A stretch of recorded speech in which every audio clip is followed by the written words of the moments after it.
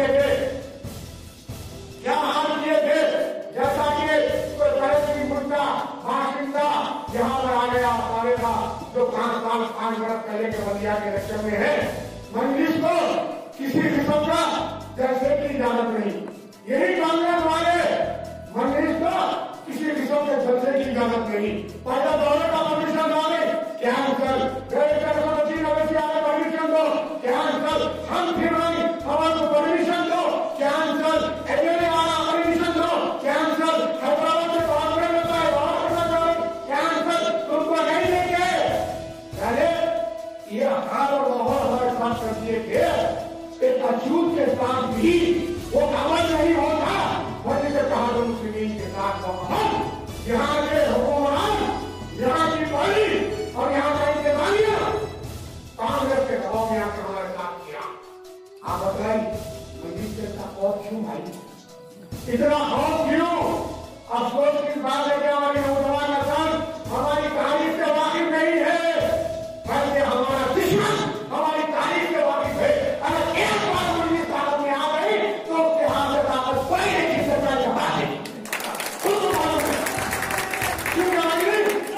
लोगों के दिलों में अपनी जवाब अपने काम से सही बनाती है, अपना काम मंजिल अपने काम को ही अपनी पहचान बनाती है। वो खौफ इनके दिलों में है कि ये लोग इख्तियार को हासिल करने के बाद मैं, मेरी औलाद और मेरा परिवार और मेरे रुखा यही जो मैं उनको मुस्तहक करना, ये मकसद रखा है इनका। और उसका आज बताइए बल्दिया यहाँ पर सन 1954 या 52 में आए बसवा कल्याण, 54 या 52 में बसवा कल्याण में बल्दिया आए हुई। और अफसोस की बात यह है बसवा कल्याण में आज भी कोई सरकारी दवाखाना बल्दिया की तरफ से कायम नहीं हुआ और ना ही कोई सरकारी स्कूल को जो यहाँ पर कायम किया गया और ना ही कोई कम्युनिटी हॉल है। तो आप बताइए इसका जिम्मेदार कौन है? बल्दिया जब से संसद का कयाम बन आया तब से लेकर आज तक बल्दिया पर कब्जा किसका रहा? यही नाम यहाँ कांग्रेस पार्टी वालों का इस पर कब्जा रहा। अगर करोड़ों का इसका बजट है, इसकी आमदनी है, लोग अपना टैक्स दे रहे हैं और मिशन के लिए पैसा दे रहे हैं, तो फैसिलिटी यहाँ पर जीरो है। अरे दवाखाना बल्दिया की जिम्मेदारी है, अरे स्कूल सरकारी कायम करना बल्दिया की जिम्मेदारी है, कम्युनिटी हॉल कायम करना बल्दिया की जिम्मेदारी है। ये तमाम जिम्मेदारियां ये लोग पूरे करने में नाकाम हुए।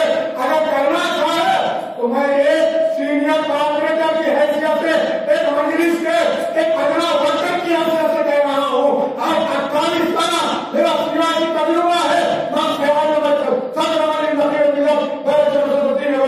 अभी जो मेरा साहब की भूल लगाकर सारा की भूल लगाकर मैंने सीखा है, मैंने देखा है। अगर यहाँ पर बल्दिया में काम करना है तो काम करने के लिए 30 बरस, 25 बरस, 40 बरस की जरूरत नहीं पड़ती, बल्कि 3 का 4 महीने के अंदर ही यहाँ पर अगर वो चाहे जो दिमाग से अगर वो पसंद करते हैं तो उसको कायम करना है, चाहे वो दवाखाना हो, चाहे वो सरकारी स्कूल हो, चाहे वो कम्युनिटी हॉल हो, तो 3 का 4 महीने ही काम, 3 का 4 महीने ही काफी है। बल्दिया की इतनी ताकत, इतना पावर, इतने वर्ष उनके पास रखने के बावजूद भी अगर नजरअंदाज करते हैं तो इसी वजह से करते हैं क्योंकि यहाँ माइनॉरिटी दौलत के काम में रहता है, यहाँ गरीब दौलत के काम में रहता है। इनका सोच ये है, इनकी आइडियोलॉजी ये है कि अवाम के मसाइल को हल मत करो ताकि अवाम के मसाइल हल हो जाएंगे तो इनके पीछे और इनके पैरों के बाद आगे बैठने वाला कौन? ये सोच है, ये फिक्र है ये कांग्रेसियों की, ये फिक्र है ये नाम यहाँ से पूरा जमात वालों की। आप बताइए क्या हम इन दोनों के बीच में ही तस्लीम होकर रह जाएंगे? आज नकीब अब्दुल्ला सदर मजलिस सरस्वती ने मुझे कहा इतना बड़ा बेड़ा और मिशन को लेकर आने वाले इंतखाबात चल रहे हैं और इंशाअल्लाह मुझे यकीन है मेरा कदर ताजुल कुरान है, मेरा कदर अल्लाह वाला है, मेरा कदर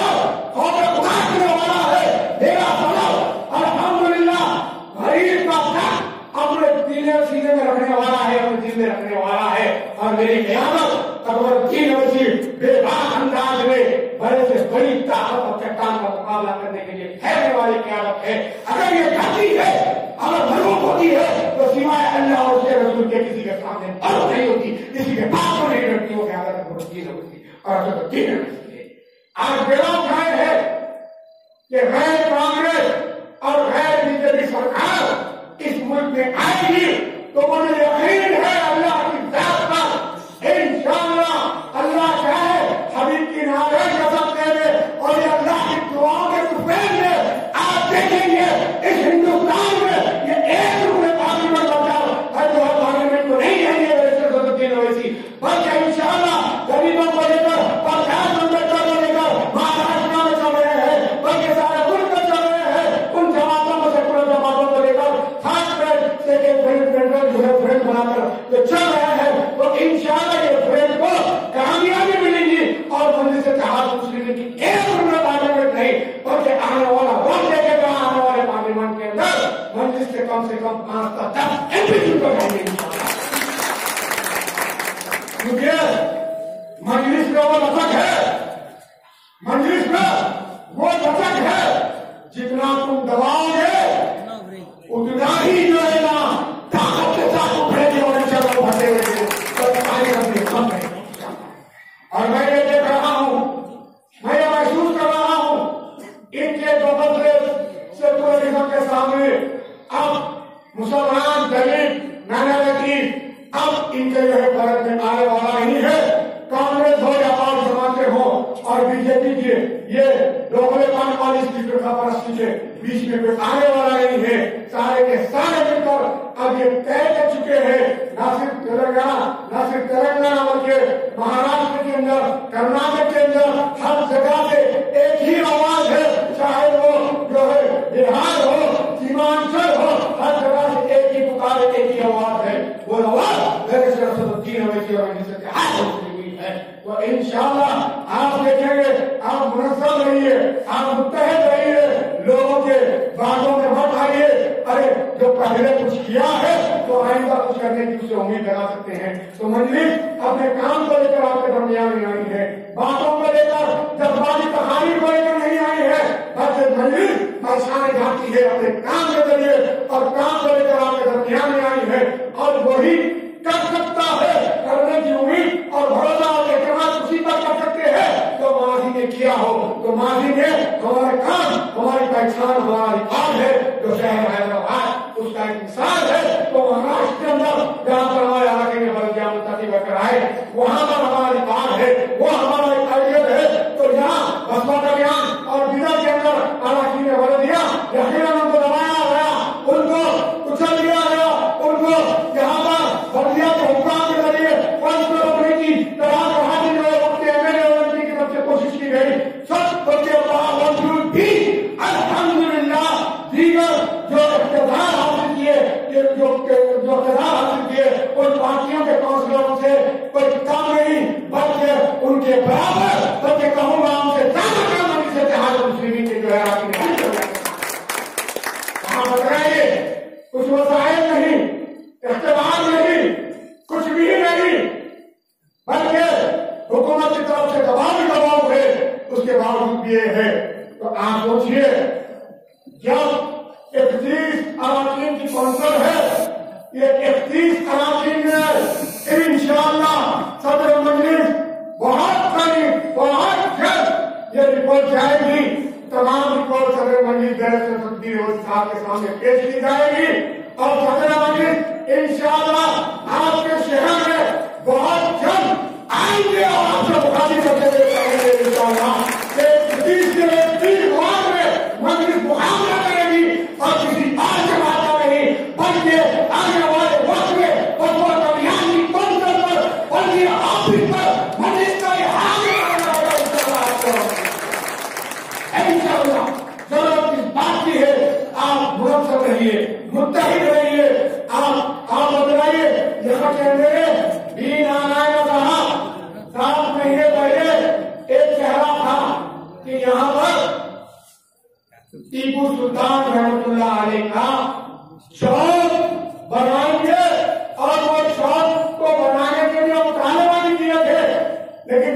एमएलए का सर्टिफिकेट जेल में आया, सारे के सारे चीना भूल गए, मीडिया के पीछे लगे और अपने हमवालों के पीछे लगे। उन्हीं को तो उठाने में, उन्हीं को खुश करने में काम इनका वही शुरू होगा। इनकी कोई गलती नहीं है मेरे भाई, ये कांग्रेस दिया या गैर कांग्रेस दिया, ये जीतने की है, ये नाम यहाँ से तुरंत जमा जाए। ये सिर्फ पब्लिक को बेवकूफ बनाने के सिवा दूसरा निकाल में कोई देता नहीं। काम का कोई प्रोग्राम नहीं है, तरक्की अपनी काम कैसे लाया जाए, कैसे करवाया जाए, कैसे करना जाए, इनको नहीं मालूम, क्योंकि इनकी नीयत में ही खो गए। बहरहाल आपका वक्त ये है, मैं आपसे कहूंगा, आप पहले से ज्यादा मुनज़्ज़म रहिए, मुत्तहिद रहिए। मजलिस इत्तेहाद मुस्लिमीन कोई तारुफ की मोहताज जमात नहीं है, मजलिस इत्तेहाद मुस्लिमीन कोई पद या शख्सियत की जमात नहीं है, मजलिस इत्तेहाद मुस्लिमीन बल्कि हिंदुस्तान में बसने वाले हर वो माइनॉरिटी, हर वो कमजोर, हर वो शहीद, हर वो मुसलमान, हर वो कमजोर तबका के नुमाइंदगी करने वाली जमात का नाम नहीं इत्तेहाद मुस्लिमीन। आपकी जमात और नहीं जमात है। इस जमात को हमारे अखलाक में सींचने के लिए बहुत कुर्बानियां दी। अरे देखा आपने हालिया यहाँ पर जो लाश बलिया इलेक्शन में क्या क्या जुल्म किए। बैरिस्टर सदुद्दीन ओवैसी साहब को यहाँ पर आने के लिए, यहाँ पर आने पर गिरफ्तार किया गया। मैं उपस्थित था, मुझे भी गिरफ्तार किया गया। दबाव किसका था? बेंगलुरु में बैठ के हुक्मरान दबाव डाले तो हमें भी अरेस्ट करे। अरे एक ऐसा जुल्म हमारे साथ में खैर डिग्री का जुल्म मेरे साथ किया गया। बैरिस्टर सदुद्दीन ओवैसी साहब को गिरफ्तार किया गया, यानी दबाया गया, दबाया गया, कब्जा करने नहीं दिए, पैसा धोने करने नहीं दिए, आने नहीं दिए। बावजूद उसके 6 उम्मीदवारों में से 3 उम्मीदवार कामयाब हुए। ये आपने बताया, ये आपने क्या बताया, ये आपका इतिहास नहीं होगा मुमकिन। तो मैं आपसे यह चाहूंगा कि पहले से ज्यादा मुनज़्ज़म और मुत्तहद होते हुए आप मजलिस इत्तेहाद मुस्लिमीन से वाबस्ता रहिए और इंशाअल्लाह मुझे यकीन है अल्लाह की जात पर आने वाले फर्जी इंतखाबात में बसपा कल्याण में मजलिस इत्तेहाद मुस्लिमीन का झंडा इंशाअल्लाह जो है यहाँ पर लहराएगा और उसका फौरी बाद सरकारी स्कूल भी आएगा, सरकारी दवाखाना भी आएगा, कभी जिहाद भी आएगा इंशाअल्लाह। जो यहाँ पर आजादी के बाद से लेकर आज तक यानी 1954 से लेकर आज तक लोग नहीं करते थे, इंशाअल्लाह एक बरस के अंदर सारे काम नहीं इत्तेहाद मुस्लिमीन करके बता दी। शुक्रिया आपका। यकीन है इस बात का कि आने वाले इलेक्शन में हमारे मजलिस इत्तेहाद मुस्लिमीन के काउंटर इंशाअल्लाह बहुत ज्यादा होगा। तो ये पार्टी इंसाफ वालों की पार्टी है, मोहब्बत और अखलाक वालों की पार्टी है। तो बहरहाल जो है, जो काउंसलर आते हैं वो पैसे खूब खर्चते हैं, आने के बाद हम क्या करते हैं, बल्दिया से हम कितना खींच सकते फोड़ो के खींचना। क्यों? हम घटे बहुत करते भाई, 1 लाख करते, 2 लाख करते, 10 लाख करते, तो क्या खाली पैसे का तो पैसे निकालने का आपके काउंसलर बन के क्या जो है फॉर्म की खिदमत करने के लिए आते हैं। अगर फॉर्म की खिदमत में अगर दर्द सीखना है तो दीन से सीखो, इस्लाम से सीखो, हजरत उमर रज़ियल्लाहु के अखलाक से सीखो। तो लिहाजा हम आने वाले इलेक्शन में हम तैयार रहें कि एक ऐसी जमात है जो मजलिस इत्तेहाद मुस्लिमीन है, एक ऐसी जमात है जो अदल और इंसाफ पर मबनी है। हम आने वाले वक्त में हम इंशाअल्लाह जो है, अगर वक्त मौका हो तो यहाँ पर एमएलए भी जीत सकता है। क्यों नहीं जीत सकता है? मुसलमान तमाम दलित माइनॉरिटी के तमाम लोग एक जगह वोट देते, क्यों नहीं जीत सकता? हम किसी भी एक बेहतर रहनुमा को खड़ा करेंगे आने वाले इलेक्शन में। तो अगर हम दीन वाले हैं, थोड़ी दीन की भी बात करेंगे। तो बहरहाल एक और एक बात का बात सुनाकर पसंद करूं।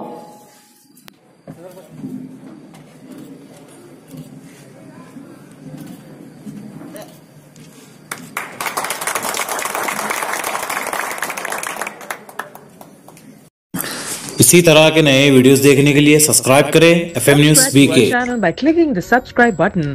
Click the bell button and enjoy the latest uploads from